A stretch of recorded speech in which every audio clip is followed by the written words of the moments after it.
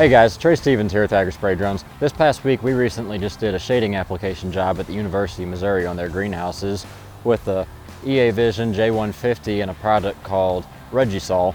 This product Regisol that we applied is a liquid shading agent. It is meant to deter sunlight and active UV rays coming down and help the plants receive the correct amount of UV that they need to grow throughout the summer and not get too hot.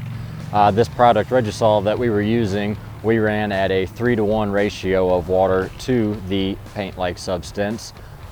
With that substance, the parameters we ran on the drone, we ran 500 micron size, around 6 to 8 foot above the top of the roof on the greenhouses.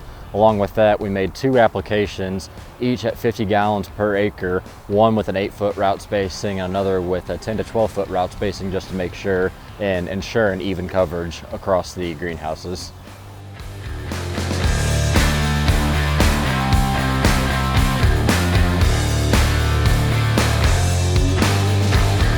After the course of the summer, once they do whatever they got to do within the greenhouses, we will come back this fall and apply the product RegiClean. That product we run at a 5-to-1 ratio of water to actual product itself. We will run very similar parameters.